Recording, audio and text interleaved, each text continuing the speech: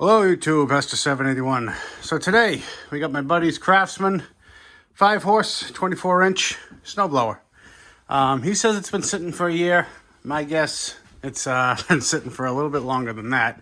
But he wants to get it going, see if he can give it to his son. Thinks it might make a nice machine for him. So let me get you set up at a stand and we'll start giving it an assessment. And simple things first. What you got for oil? Oh, it's low, but it's there. And now the question on everyone's mind, is it empty? Ooh. My confidence level's going up by the minute. As far as problems we already know about, the auger engage lever has, well, they make a pill for that now. Everything else moves. The chute guide, the shift lever, nothing else seems to be frozen. I am curious about the carburetor though. You know, sometimes they look empty, but did they actually run them out? So let's look at that now. And it's a 1/2 inch. It's actually spinning pretty free. And nothing's coming out. Oh, there you go. That is water. Now the question is how much? There is a little jet right there at the bottom, but there's also, see there, right there on the threads. Back up. See it right there? That's plugged. So this wasn't going to run. All right, might as well pull the bowl. Yeah, seen worse. What is that? Oh, it's a piece of the gasket. So I don't think this was put away running. Otherwise, why would there be a chunk of gasket in the bowl? Oh well, moving on. Next on the list of curiosities is what's under the belt cover. Come on.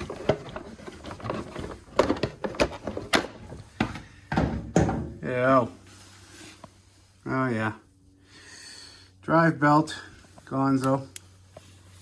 Auger belt. Doesn't look the worst, but so this is not springing back. I believe there's a spring for that under in the belly pan because the cable's fine. I don't know. We'll have to go below. Oh, look at the corrosion in the pulley. Come on, focus down here. Down there. You can see. All right, let's pull the belly pan. Keep going. Preview of coming attractions. If I get bitten today, I swear to God. All right, moving day.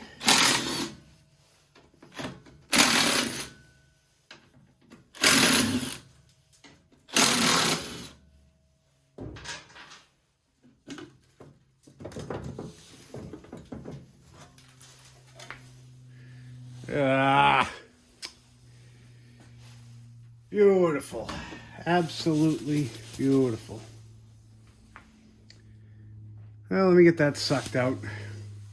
Well, underneath the Mickey Mouse clubhouse, it's really not that bad. I mean, this spot rusts out, you know, on the cleanest of blowers because that's the weep hole, you know, where all the snow and ice melts.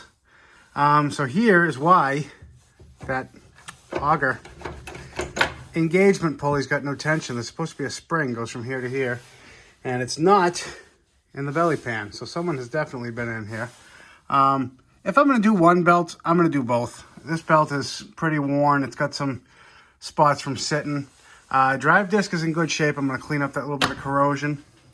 But also the disc is nice and thick. No cracks. So all in all, it's looking pretty good under here. Well, before we go crazy ordering parts, why don't we at least see if she'll run. Ooh, that's seems like it's gonna snap. Ooh, actually maybe not. Maybe so.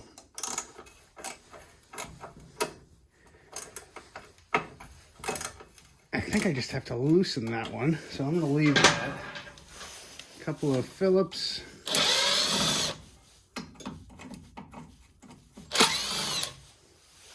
And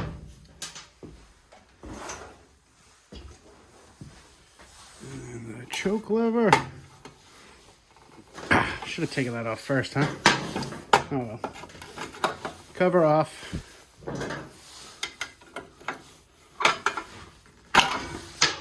Choke lever. Never gonna find that again. Yeesh. Seen better days. Ooh, throttle was frozen. Still kinda is. Oh, it's getting better. There we go. She just needs a little love. Yeah, right. Choke moves, I know that because I turned that. So I'm going to close that off. Just give it a quick little blowout. Let's see if she runs. All right, so what I'm doing is I'm feeding a little bit of two-stroke fuel right into the throat. And we'll give her a tug.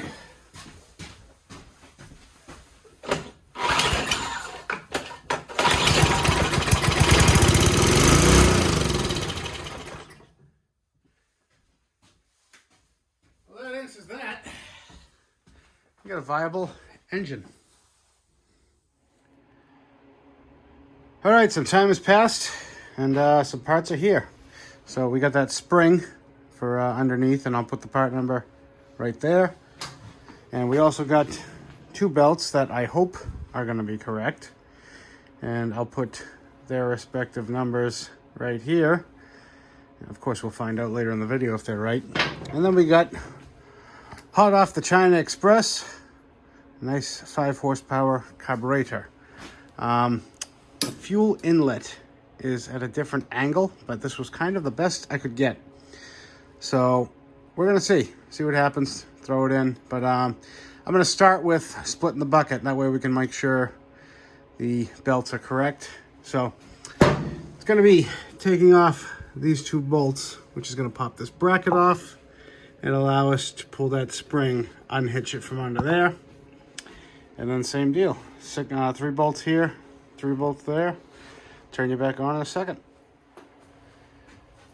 And it's gonna be kind of tricky. On this one, there's not enough room, at least for my hands, to sneak that spring out. So I'm gonna tilt it forward. And hopefully, maybe? Ah, it's so close. Come on. Ah, there we go. Unhook that. And then you just kind of slide forward. And there we go. Couldn't be easier, huh? You were probably just staring at my body the whole time. So obviously now the auger belt just pops right off. The drive belt, easy enough. You just, pull that forward to, it was like that. But now you can't really get the belt out because you can't see, but the friction disc is too close to the plate. So what I do is take this bolt right here, and that's just for the stop. So if we take that out,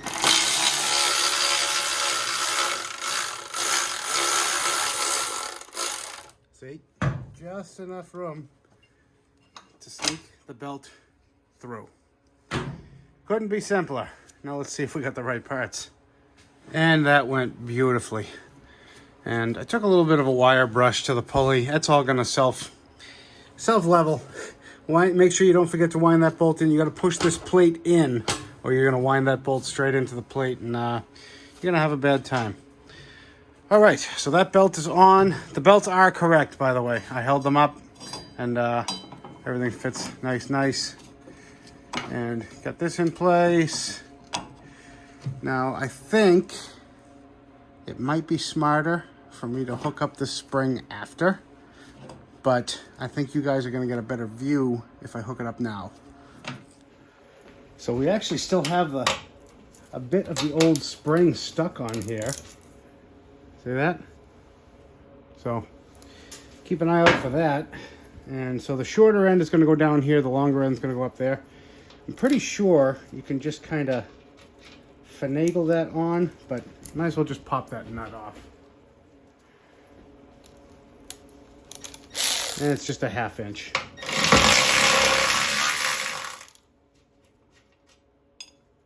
And we'll slide that down. Well, maybe we'll just hook onto it and then slide it down. Sometimes a screwdriver can help, but this really isn't that heavy of a spring. And there we are. And through the power of video magic, bucket's back together and it's ready to go. But it's not going to do us any good if the engine doesn't run. So let's work on getting this carb swapped out, shall we? So some guys will take the whole intake off. I kind of don't want to do that. It gets into, disturbing the exhaust, and I just don't 100% know that I have the gaskets on hand, so I would rather do it the harder way.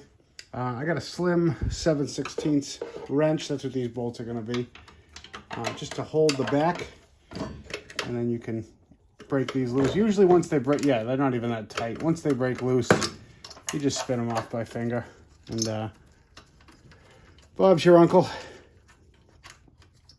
But just 2 of those, and this side might be a little harder for you guys to see, unless I stay out of your way. There we go. Now that that's off, I do want to replace the fuel line, but I don't want to take the entire engine cover off. So here's a little trick. I got some regular 1/4 inch fuel line, and I got one of these connectors that I've shaved the sides off of. This has worked every time I do it, so let me see if it works the one time I try to film it. Put that into your old fuel line.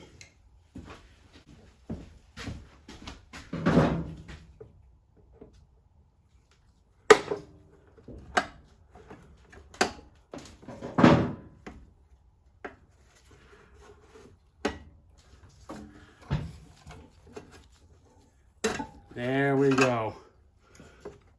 We are through. Success. Thank Christ.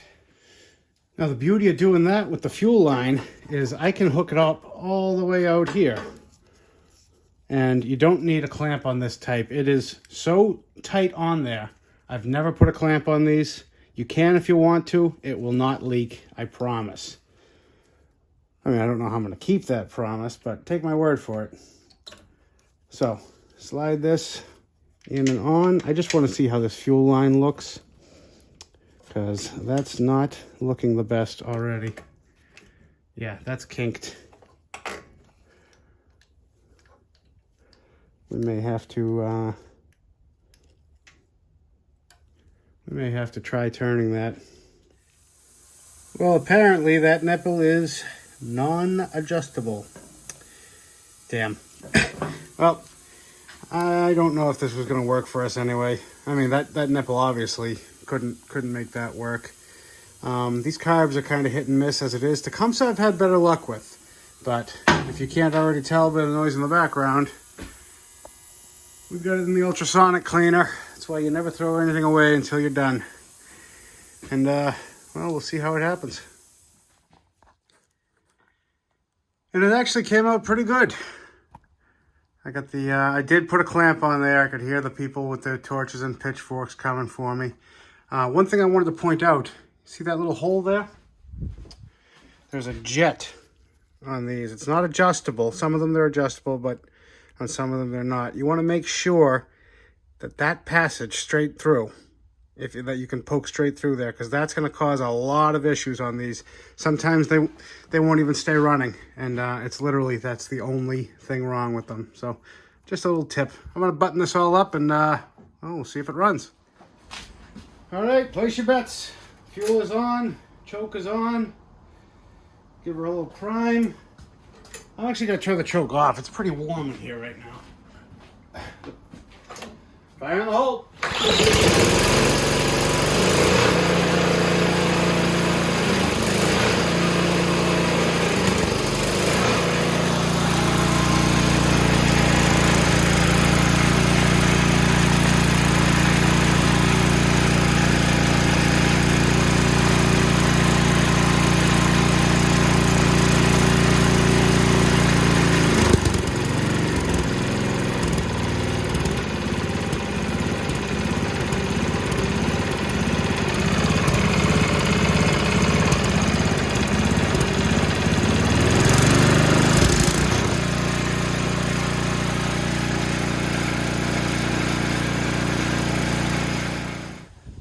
Well, I was just about to call it a success.